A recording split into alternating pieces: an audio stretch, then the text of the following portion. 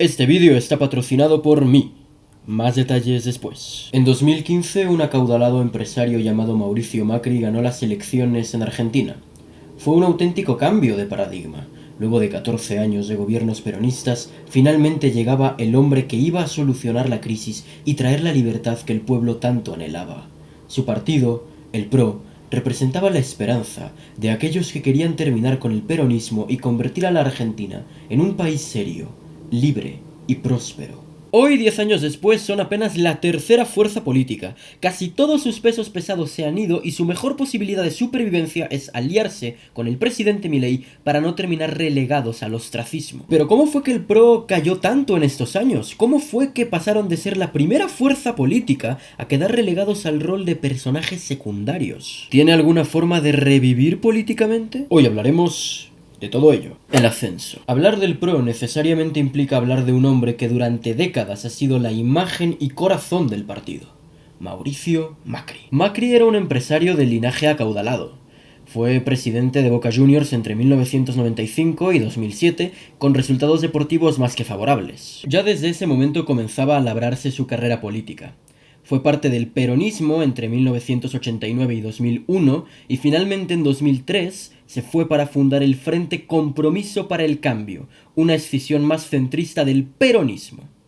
Ese, Compromiso para el Cambio, fue el cascarón de lo que posteriormente se convertiría en el PRO. Es aquí donde podemos encontrar el génesis del éxito del PRO, que paradójicamente se convertiría a posteriori en la razón de su decadencia. Compromiso para el Cambio estaba fundado en la premisa de gobernar con eficiencia y que esa fuese su principal carta de distinción con respecto al peronismo.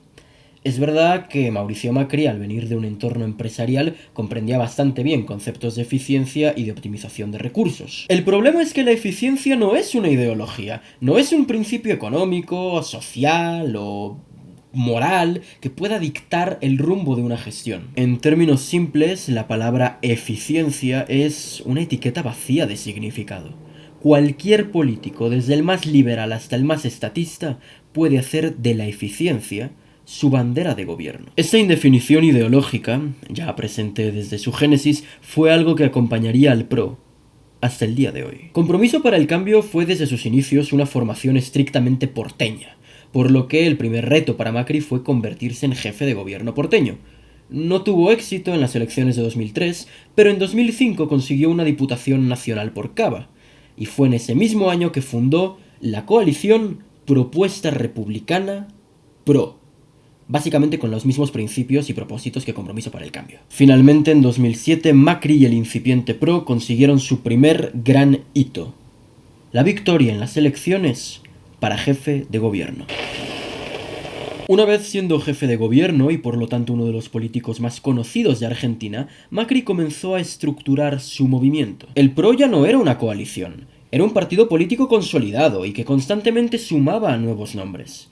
Principalmente muchos exmilitantes peronistas, como lo pueden ser Patricia Bullrich u Horacio Rodríguez Larreta, aunque también a otros que no tenían nada que ver con ese círculo, como Marcos Peña, expresidente de las Juventudes PRO. Como jefe de gobierno, Macri enfrentó varios escándalos, siendo el más grave sin duda el caso de las pinchaduras, en el que se le acusaba a él y a otros políticos de su partido de haber espiado a políticos y empresarios. Pese a todos estos escándalos, nada le impidió conseguir en 2011 la reelección como jefe de gobierno. Para ese punto, su movimiento ya estaba consolidado.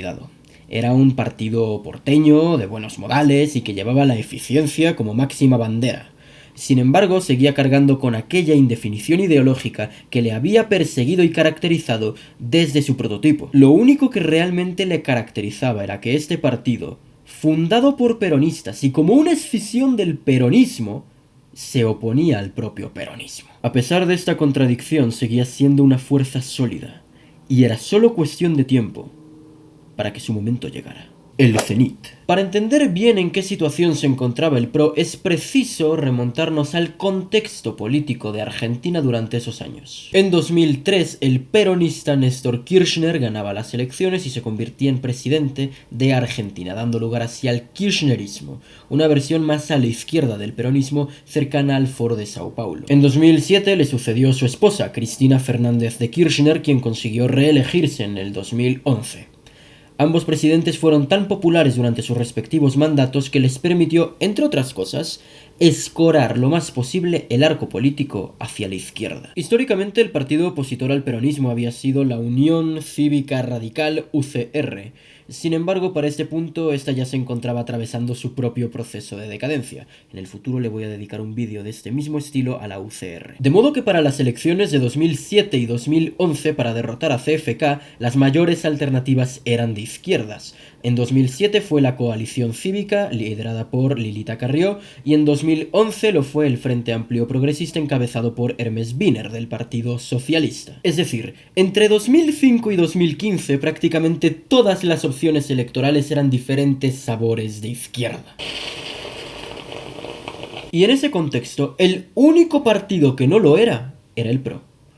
El PRO, como ya hemos dicho, no era un partido de derecha, era en el mejor de los casos una centroderecha tirando al centro, aunque con una clara indefinición ideológica, pero sin duda era el partido más diferente entre las muy socialistas opciones nacionales. Durante todas esas elecciones el PRO no participó, porque estaba atrincherado en la capital con un Mauricio Macri que buscaba consolidar su poder. El momento de la verdad llegó en 2015. En aquel año el crecimiento económico se empezaba a desacelerar. El espejismo de la década ganada comenzaba a difuminarse, y los múltiples escándalos de corrupción de CFK y de su entorno abrieron una coyuntura muy importante para todos los partidos opositores al kirchnerismo. Fue aquí que nació un infame rejunte ideológico, una coalición de centro-izquierda tibia y blandengue que se vendió como oposición al kirchnerismo. Cambiemos. La infamia de Cambiemos radicaba en su sola estructura, pues esta coalición incluía a múltiples partidos que no eran ideológicamente distintos al kirchnerismo, excepto por sus formas. Si bien había muchos partidos políticos en Cambiemos, los más importantes y que dictaron el curso ideológico de la coalición eran tres: UCR, de izquierda, Coalición Cívica, de izquierda, y el PRO, de ideología indefinida. En 2015, Macri ganó las elecciones internas de Cambiemos, lo que lo convirtió en el candidato presidencial de la coalición para ese año. En aquellas elecciones, ya con un kirchnerismo desgastado y envuelto en un aura de corrupción, Cambiemos supo perfectamente capitalizar el voto de descontento hacia el gobierno.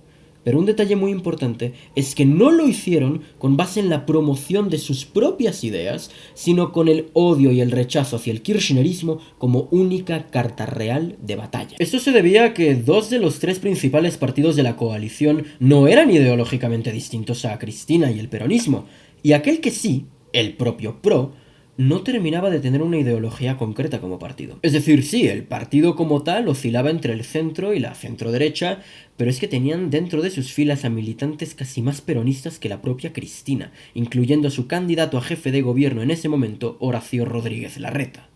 Esta ambivalencia seguía caracterizando al PRO y ya empezaba a mostrar sus primeras cicatrices y sus primeras grietas como partido. Finalmente, y luego de unas reñidas elecciones, el PRO consiguió vencer al peronismo. Fueron unos comicios bastante positivos para el PRO, puesto que consiguieron hacerse con la triple corona.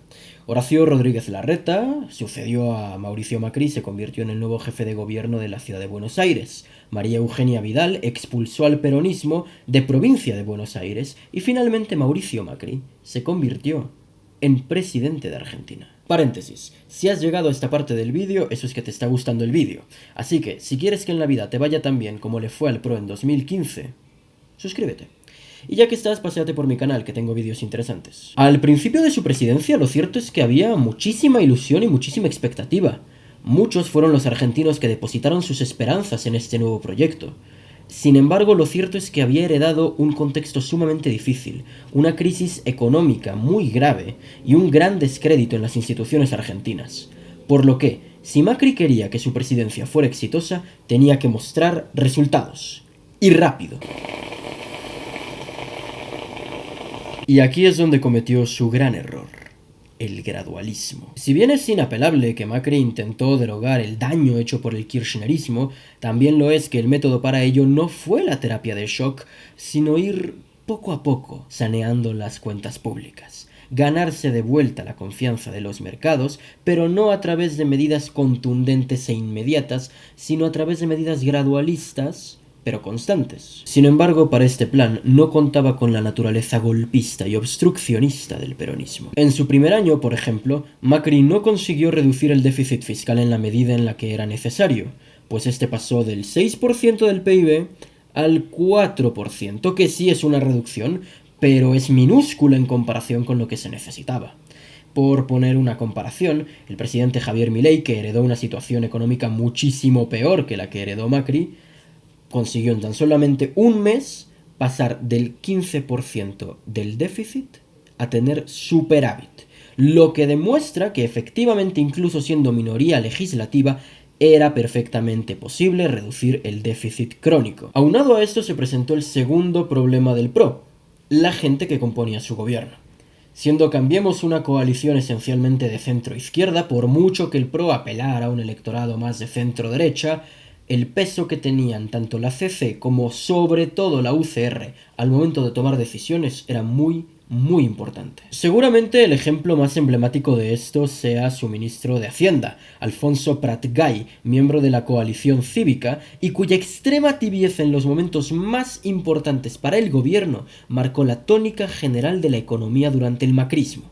Posteriormente fue reemplazado por Nicolás Dujovne, radical, también de izquierda, también estatista, y por lo tanto no cambió absolutamente nada. En 2017 ya quedaba patente el fracaso del macrismo. La inflación seguía siendo muy elevada, al igual que los impuestos, y Argentina aún persistía con su enfermizo déficit fiscal. A pesar de ello, los argentinos volvieron a darle su confianza al PRO en las elecciones de 2017, por lo que salieron triunfadores en las legislativas. Esa fue la última gran victoria del PRO.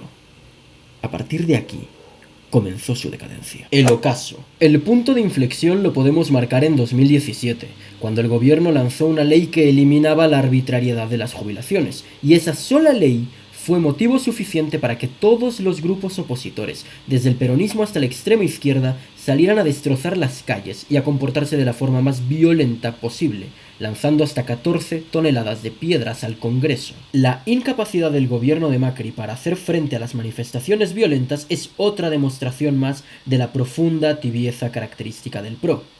Y a pesar de ello, y a pesar de que se le dieron instrucciones específicas a la ministra de Seguridad, Patricia Bullrich, de no reprimir a los manifestantes, esto no evitó que tanto ella como el propio Macri fueran acusados de dictadores y violadores de los derechos humanos. Al final, el gobierno de Macri, ese gobierno que tanto había ilusionado con derogar el kirchnerismo y traer la libertad a la Argentina por fin, no hizo nada para cambiar el decadente rumbo del país. Al final de su gobierno había aumentado la deuda pública, los impuestos, la inflación y el precio del dólar. Su gobierno aplicó políticas como los controles de precios o los subsidios, aumentó el número de ministerios, entre otras cosas. Todos, absolutamente todos los indicadores y medidas anteriores fueron lo mismo que pasó durante el kirchnerismo. Macri no cambió absolutamente nada, gobernó como un peronista más y por lo tanto tuvo resultados peronistas. Lo único medianamente liberal o transformador que hizo fue quitar el cepo cuando asumió, y poco después de irse lo volvió a poner. A Macri le tembló la mano para hacer los cambios que había que hacer. No hizo nada para cambiar el país, y eso le terminó costando su legado. Para las elecciones de 2019, Cambiemos pasó a ser Juntos por el Cambio, que era básicamente lo mismo, pero peor, porque ahora tenían entre sus filas a un peronista camaleónico como Miguel Ángel Pichetto como vicepresidente. El desastre estaba servido. En las elecciones de 2019, gran parte de sus electores ya no confiaban en el PRO. Había quedado patente su fracaso y el hecho de que el PRO era básicamente peronismo light y amarillo. El único que fue capaz de renovar su cargo fue Horacio Rodríguez Larreta, jefe de gobierno porteño. En cuanto a Macri, gran parte de sus votantes ya no le querían por no haber tenido el valor de hacer los cambios necesarios para ayudar a la economía a recuperarse, mientras que el peronismo ya se había reagrupado en torno a Alberto Fernández y Cristina Fernández de Kirchner, por lo que en aquellas elecciones el peronismo derrotó al PRO ya en primera vuelta. A pesar de este inmenso fiasco, al PRO todavía le quedaba como consuelo saber que aún era la segunda gran fuerza del país, el partido opositor al peronismo por excelencia. Sin embargo, en aquellos sitios en los que aún gobernaban, como Capital Federal, no aprendieron absolutamente nada y siguieron siendo peronistas amarillos. Después le voy a dedicar un vídeo en exclusiva a Horacio Rodríguez Larreta, con todo el amor del mundo. En 2021 ganaron las elecciones de medio término. Parecía que el PRO iba a renacer de sus cenizas con una renovación de caras nuevas, pero esto no era más que un mero espejismo. A medida que el PRO seguía apoyando medidas liberticidas del gobierno peronista de Alberto Fernández, este a su vez se iba desgastando cada vez más. Los escándalos de corrupción, la crisis económica y prácticamente cualquier aspecto del gobierno de Alberto Fernández lo convirtieron en uno sumamente impopular, por lo que parecía que el PRO tendría una oportunidad de oro para renacer. Sin embargo, a medida que se acercaron las elecciones, quedaron más expuestos que nunca. Sus dos precandidatos presidenciales eran Patricia Bullrich y Horacio Rodríguez Larreta. La primera tenía un plan económico difuso, extraño, que recordaba a las razones por las que Macri fracasó económicamente en primer lugar. En cuanto a Larreta, él era directamente un candidato de izquierda, es decir, ninguno de los dos representaba en sí mismo un cambio real. En este contexto fue que irrumpió Javier Milei, apelando a todo ese electorado que había quedado profundamente desencantado con el gobierno de Macri, con su cobardía y con la falta de alternativas viables y votables en Juntos por el Cambio.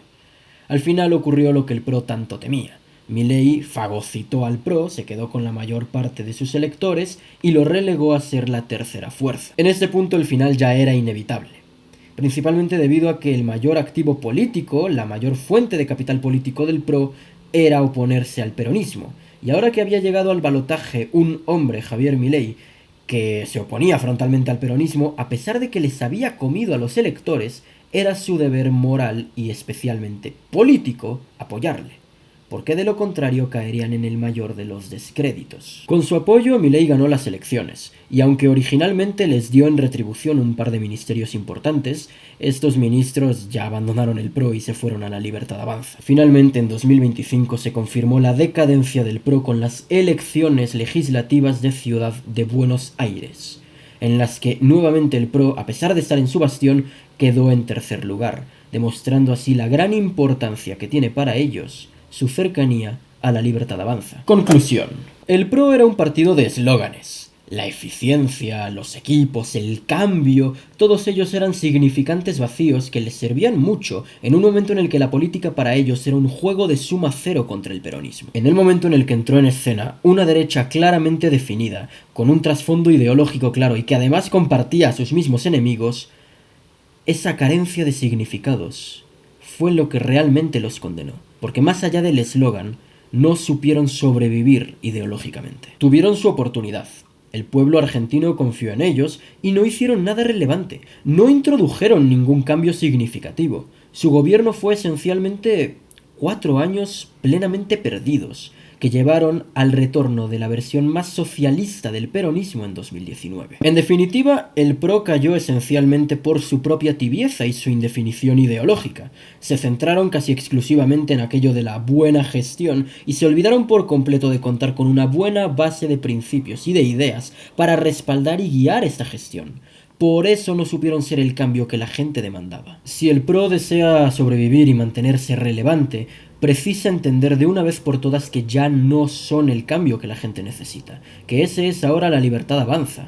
Y en consecuencia, precisa buscar de todas las formas posibles aliarse con ellos. De lo contrario, si se enfocan en rivalizar con ellos y buscar posicionarse al centro del todo, lamentablemente quedarán relegados al absoluto ostracismo. Yo sé que me he dejado muchas cosas en el tintero, ya que lamentablemente es difícil resumir algo como un gobierno en unos pocos minutos. Sin embargo, si deseas seguir ahondando en el tema, con todas las fuentes y con todos los datos que necesites para saber más, puedes comprar mi libro, La Ruta Roja, Radiografía del Socialismo en Latinoamérica. Lo encontrarás en el enlace en los comentarios o bien escaneando este código QR. Espero este vídeo te haya resultado interesante. Muchas gracias por tu atención y sin más que decir, libertad o muerte.